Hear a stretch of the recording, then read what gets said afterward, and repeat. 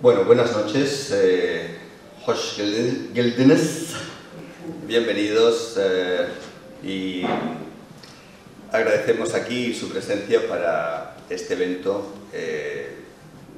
Para mí es un placer, yo soy Ramón Blecua, embajador en misión especial para mediación y diálogo intercultural y realmente pues estoy encantado de estar aquí en este evento sobre la vida extraordinaria de Esmeralda Cervantes, la investigación realizada por la doctora Nesrin Karavar y el concierto del artista Bahar Göksoy.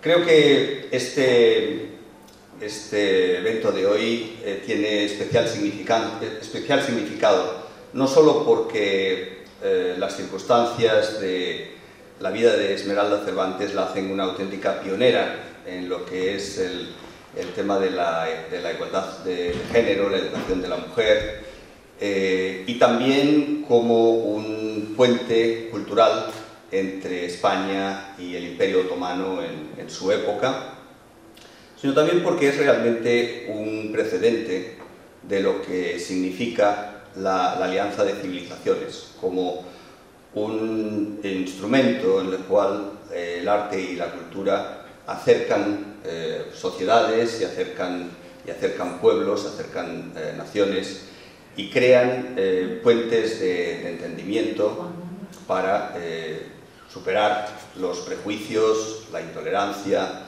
y la polarización que tan presentes están en nuestros días.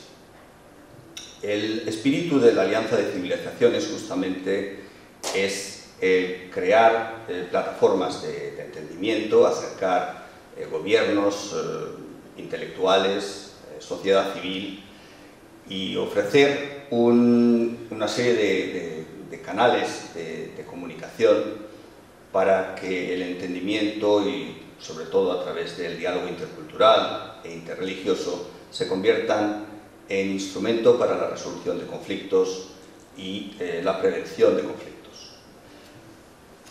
En los últimos años ha habido un considerable incremento del número de conflictos, del número de guerras, del número de enfrentamientos y de la cantidad de refugiados y población desplazada forzosamente a causa de ellos.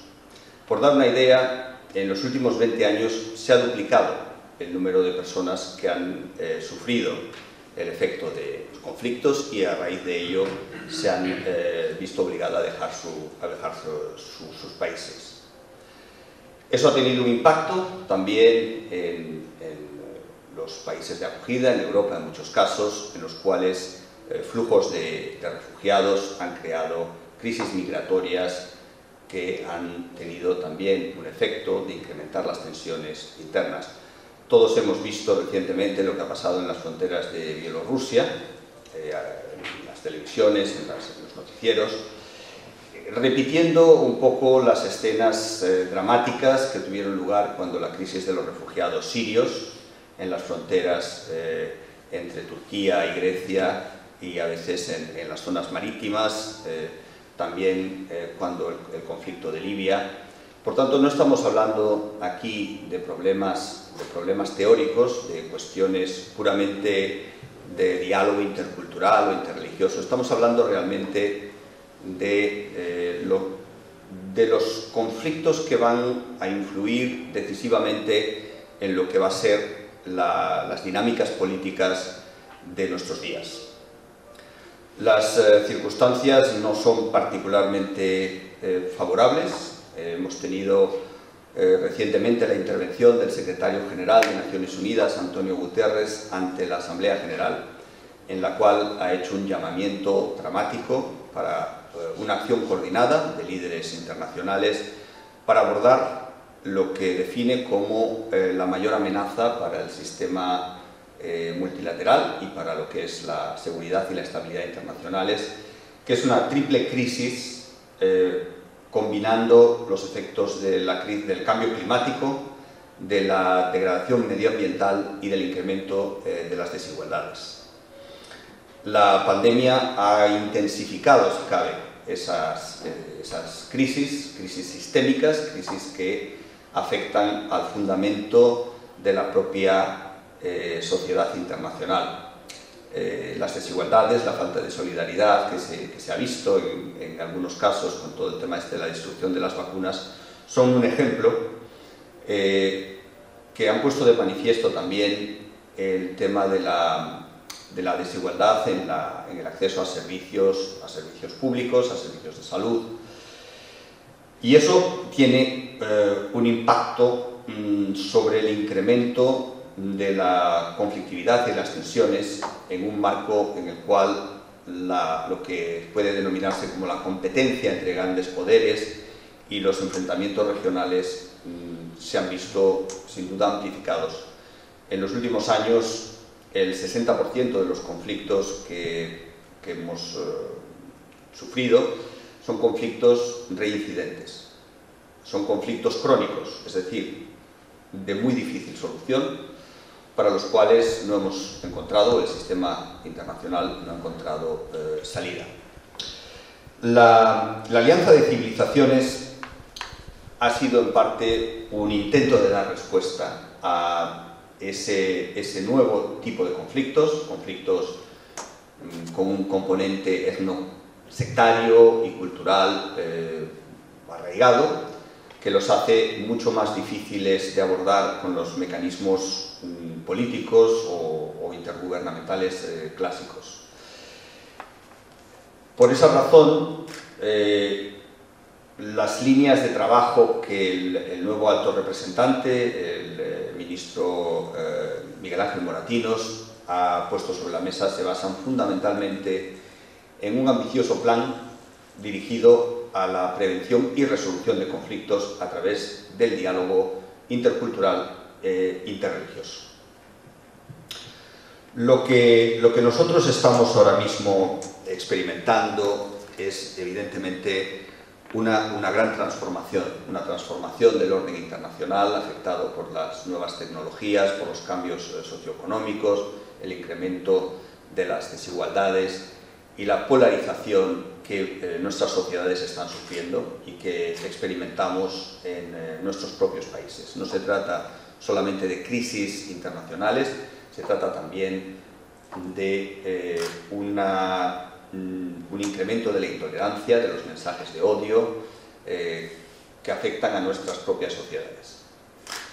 Frente a esto, podemos decir que la cultura y el arte son elementos integradores, elementos que expresan la enorme diversidad que existe en las diferentes sociedades, porque la cultura sigue estando en el centro de la experiencia humana.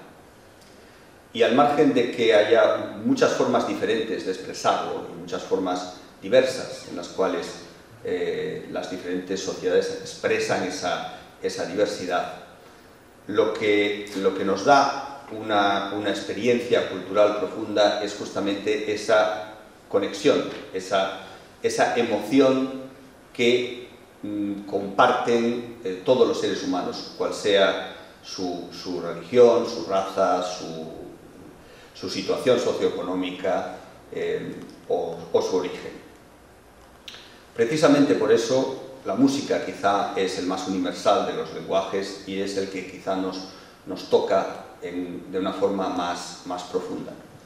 Y por ello la elección de un concierto del artista Bahar Göksu es sin duda una forma de hacernos experimentar de una forma directa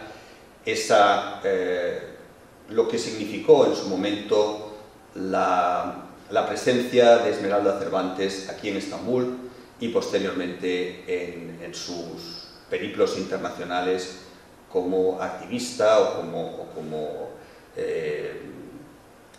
abogada de los derechos de la mujer en su época. Yo no voy a hablar de Esmeralda Cervantes, porque eso lo hará la doctora Nasrin Karavar, que ha hecho su investigación sobre este tema, pero sí me parece interesante el hablar un poco de los paralelismos que se producen entre esa época y la que nos ocupa. Son dos épocas de profunda transformación social y política. El Imperio Otomano está llegando un poco a su fin, sin evidentemente que ello fuera evidente en esa época, porque la Primera Guerra Mundial supuso la desaparición no solo del Imperio Otomano, sino también del Imperio Ruso, del Imperio Austrohúngaro y del Imperio Alemán. Pero sí que hay quizá un interesante paralelismo en el sentido de que Esmeralda Cervantes, no sé por qué la llamo siempre Esperanza, Esmeralda Cervantes, se convierte en una abogada ante los foros internacionales, especialmente la Conferencia de Chicago, de las reformas en la educación y del proceso de incorporación de la mujer al mundo cultural que propugnaba el sultán Abdulhamid II, que paradójicamente tenía reputación por ser justamente un personaje cruel o despótico. Y bueno, ahí vemos también que las agendas políticas, en muchos casos, la tergiversación, la propaganda, la desinformación, no son cosas nuevas. En esa época, obviamente, estaban los planes coloniales de desmembramiento del Imperio Otomano y existía una cierta tensión a través de las fronteras también en lo cultural y en lo político. Yo quisiera comentarles también que si bien la alianza de civilizaciones está firmemente anclada hoy en día en el sistema de Naciones Unidas y cuenta con un amplio respaldo internacional y un grupo de amigos y de países que la apoyan, la situación que existía en el año 2004, cuando se crea, es una situación marcada por una narrativa como la del choque de civilizaciones y una realidad geopolítica que es la de la guerra contra el terror a raíz de los atentados o la reacción norteamericana a los atentados de las Torres Gemelas en Nueva York.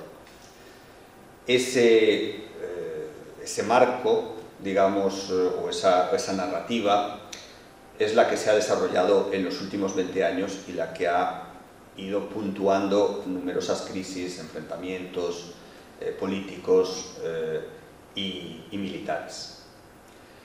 La alianza surge justamente en 2004 y se convierte en 2005 en una iniciativa promovida por el secretario general Kofi Annan a propuesta de España y de Turquía.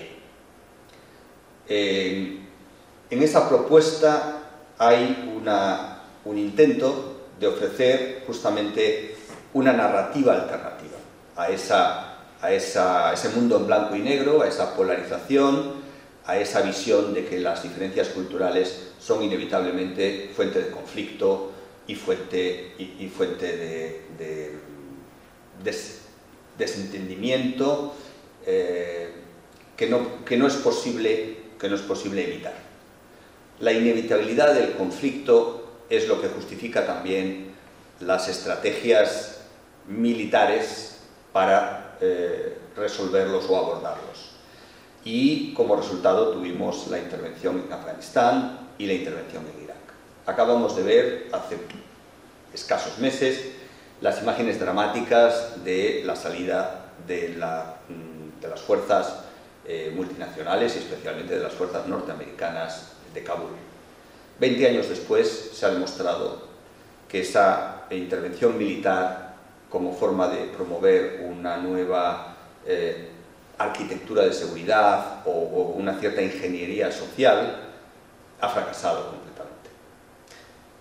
Poco tiempo después es la invasión de Irak, también en un marco, digamos, semejante, y el el resultado final de todo aquello pues, ha sido la emergencia del Estado Islámico y una cruenta guerra en la cual hubo una coalición internacional que tuvo que intervenir nuevamente, porque evidentemente ninguna de ambas intervenciones resolvió los problemas de fondo y sobre todo, digamos, puso de lado lo que es la gestión y la resolución de los conflictos.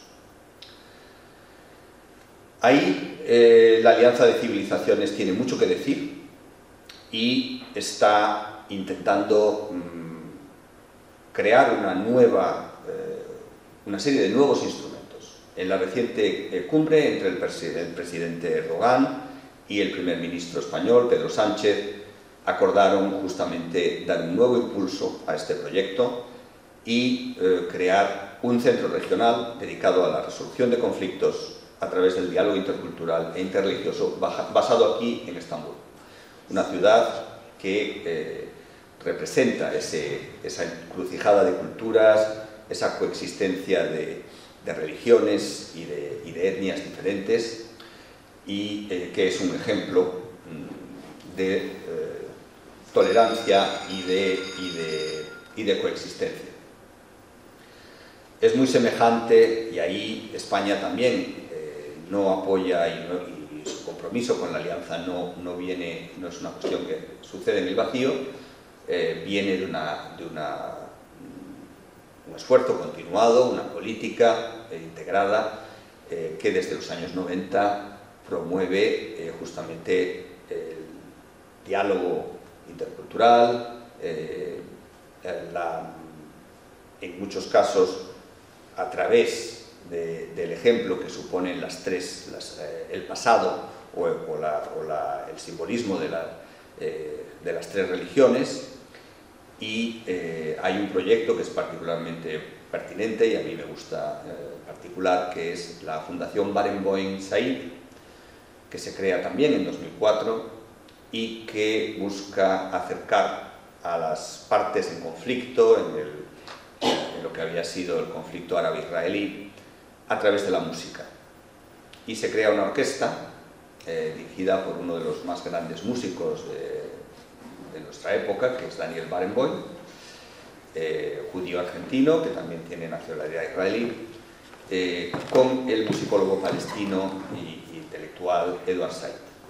Ambos consiguen traer a jóvenes de diferentes países de la región y en España se les da el apoyo para crear esta fundación y se realizan numerosos conciertos y muchas actividades que tuvieron realmente un impacto importante, ¿no? Y de ahí quiero volver un poco al ejemplo de Esmeralda Cervantes y su papel como músico, como artista, como puente entre España y el Oriente, y como una activista que se puede considerar justamente un precedente y un modelo para lo que la Alianza de Civilizaciones aspira a conseguir.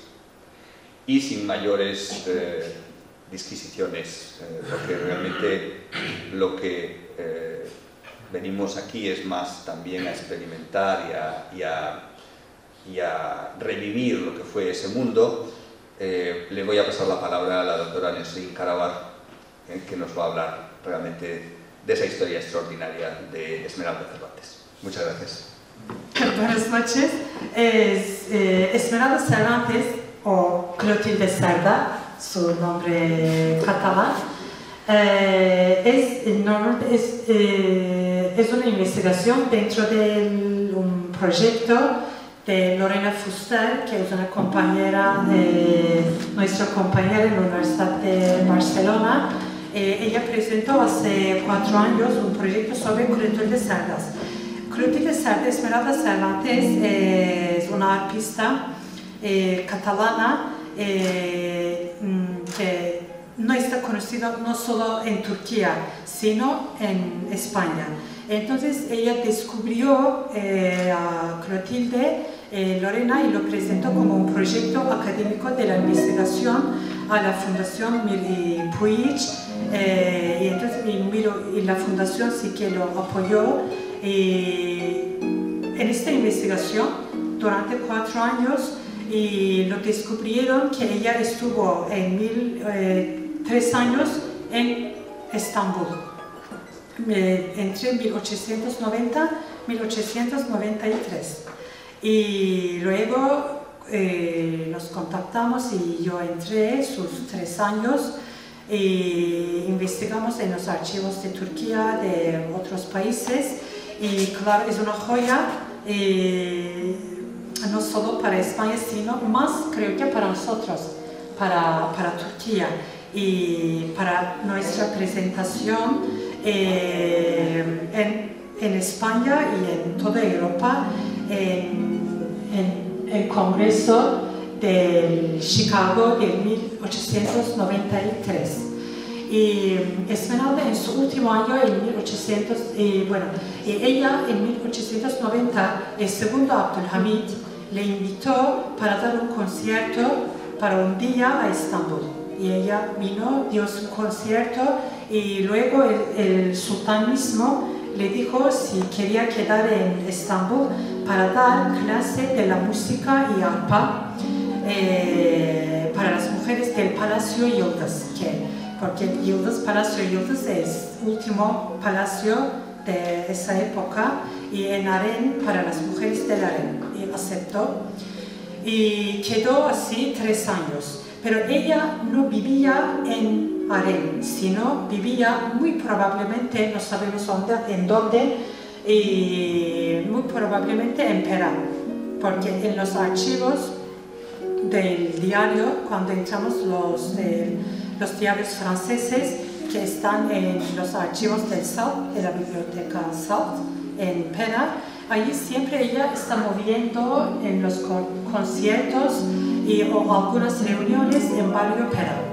Y estuvo también, tenía mucha conexión, contacto en el mundo intelectual otomano, con los pintores, músicos, mujeres y hombres. Y daba conciertos en las iglesias en Pera, y también dio un concierto en Kadıköy, pero no sé, no sabemos en qué iglesia lo dio, quizás aquí, en este centro cultural, porque es un centro cultural que antes era una iglesia. Y lo que tenemos, no tenemos su diario de 3 años todavía, porque todavía es una investigación de 4 años, pero todavía dura. Pero tenemos 2 o 3 cartas que he enviado desde aquí a España a los escritores importantes, y sus días, ¿no? Cómo pasaban, como un resumen las cartas. Y también Esmeralda conoció a su marido aquí, un alemán brasileño. Luego Abdülhamid, cuando ella iba a dejar, iba a casar, iba a ir a Brasil, le pidió si podía participar por nombre de las mujeres, representa la mujer turca otomana en Feria de Chicago, y lo aceptó. Pero realmente ella también estaba invitado por Cataluña y también por Madrid, y para dar un concierto, y también como representante de la mujer española. Y ella allí, como España, no sabía que ella iba también representar mujer turca, iba a dar un discurso sobre la mujer turca. Y ahí eso también fue una sorpresa para España. Ahí salió, y en su discurso es de 22 páginas, está en inglés, no está traducido ni en español ni en turco. Y eso allí empieza a hablar quién es ella, que una página, claro, como tiene tantas cosas, y luego empieza a decir, ahora vamos a conocer la mujer turca, quién es. Pero el título del discurso es la educación y literatura de la mujer turca. Pero claro, y para Europa o para el mundo, en el siglo XIX, la mujer turca tiene una literatura o tiene educación, tiene colegios, no, porque saben, porque lo que conocían a través de la literatura de viajes. Y entonces que no, ahora vamos a cambiar la mirada y os voy a contar dentro de la sociedad, dentro del harem y dentro de la casa de las familias de las turcas. Y ahí empieza a contar, y entonces ella dice que, claro, como también hizo una investigación de unos meses para preparar este discurso, pero en secreto, que nadie lo sabía que ella iba a dar ese discurso. Y contactó con los colegios de las chicas, de colegios de la sociedad armenia, judía y ortodoxas, católicas, no sé, creo que no había, bueno, y ahora no recuerdo, y musulmanas. Y entonces que sí que en los archivos, claro, como cuántos alumnos hay en los colegios judíos, armenios, ortodoxos, y todos los datos ya lo tenían. Pero cuando contactó con los colegios turcos y no había unos datos, al principio no querían dar, pero luego sí, ¿no? Como hay confianza. Y ella entró porque los directores de los cursos no tenían un archivo sobre esto. Y entonces ella lo hizo todo colaborando con los directores de los colegios. Y lo tenemos también de este año, por ejemplo, cuántos alumnos hay en un colegio musulmano, cuántas chicas hay. Y así que también, bueno, es una investigación que empezó primera vez por España y es una alianza de civilizaciones que ahora lo llamamos para nosotros, ¿no? En esta terminología. Por eso el título es Alianza Civilizaciones Esmeralda Cervantes. Realmente es Alianza Civilizaciones entre Oriente y Occidente. Empezó en la historia también con España y también con Turquía, Imperio Otomano. Y también ella da también de cambiar la mirada al sultán segundo, al Abdülhamid, porque el segundo Abdülhamid tenía en toda la prensa, cuando miramos la prensa europea, más francesa, y que es un de sangre, ¿no? Déspota. Es déspota. Déspota oriental. Sí, déspota oriental, que las mujeres no tienen ningún derecho y todo esto. Pero ella dice que no, Abdülhamid II no es así. Y él apoya, y como le conoce también personalmente, y como una mujer, y le invitó a esta persona tan cruel, ¿no? A una mujer para que daba un concierto de arpa, que es un instrumento, no es islámico, no es ud. Y dice que no, él apoyó y realmente prácticamente la educación turca moderna empezó con Abdülhamid II. Arte, literatura, poesía, las publicaciones de los libros, novelas, también empezó con apoyo del segundo Abdülhamid. Y Abdülhamid también hace, claro, hay un discurso, pero también hace con un fotógrafo armenio, otomano, y una serie de las fotografías de las chicas, que esto apoya también visualmente el discurso de Esmeralda Cervantes, porque sabían que Esmeralda Cervantes iba a criticar mucho por la prensa. Y sí que cuando entramos en los archivos de Europa y de Estados Unidos de este mes, vemos muchas críticas y sorpresas también. Pero una española dio un discurso sobre literatura y educación de la mujer turca. Y entonces había críticas también, claro, como él compró, ¿no? El sultán le pagó, compró a Esmeralda Cervantes. ¿No? ¿Por qué no?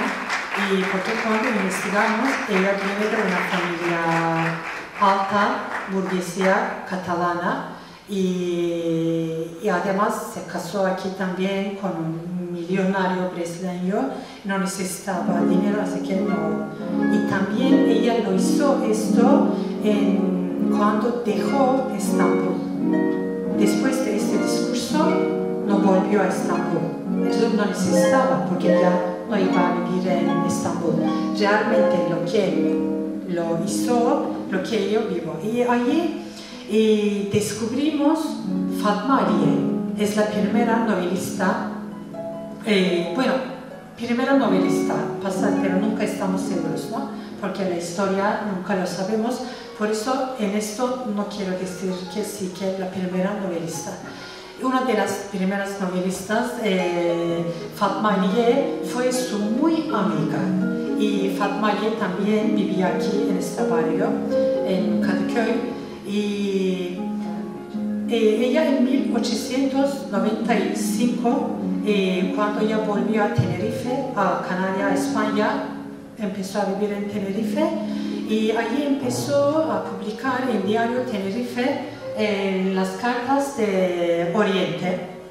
Y ahí también dice que como estuvo en estos años en Estambul, y luego dice que ahora, a partir de ahora, de esta semana, voy a dejar la palabra a la mujer turca, que ellas hablan, yo no voy a hablar, porque siempre les conocemos a través de la literatura de viajes, y allí habla sobre el libro de mujer,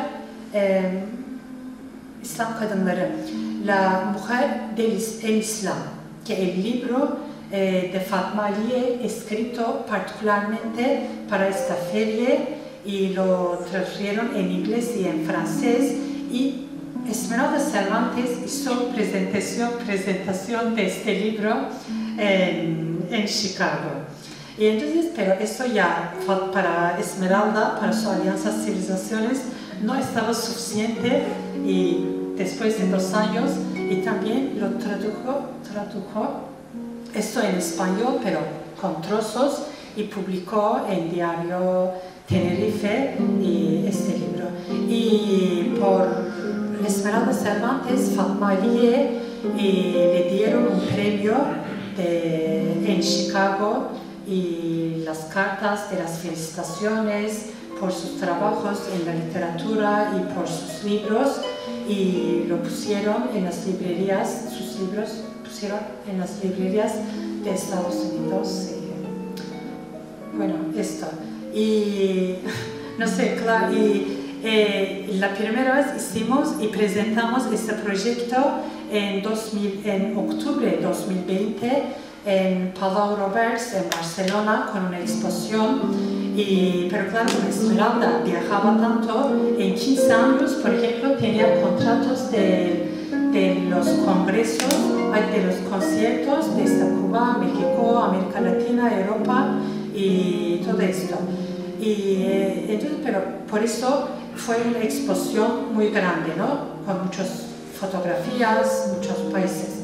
Pero cuando miramos las críticas de la exposición, aunque era pandemia, por eso no había muchas visitas, tampoco pudimos hacer la publicidad, y que en La Vanguardia de España salió una entrevista con nuestra amiga Lorena Fuster, y aquí la semana pasada, no, el fin de semana, la primera entrevista en turco con Ramón. Lo dimos al diario, que uno de los diarios más importantes de Turquía, en Yeni Şafak, como una presentación para el público turco. Y entonces, bueno, en la exposición, claro, vimos que lo que en su vida, la época más llamativa fue esos 3 años. Y muy crítica, porque en las críticas decían que, bueno, es que en la exposición lo que nosotros lo mostramos, que como el Imperio Otomano de esta época, del segundo Abdülhamid, o la mujer turca, tienen la independencia, libertad, sus libros, diarios, ¿no? Y revistas, y que nos criticaron porque, bueno, eso fue una crítica un poco hacia mí, porque esta época lo investigué yo y yo intrigué, pero claro, todos son investigaciones según los archivos y también lo que lo presentó Esmeralda Cervantes del mundo como una española. Y eso es una presentación de Esmeralda Cervantes realmente, pero luego sí que en futuro vamos a hacer también una exposición, un concierto y todo esto aquí en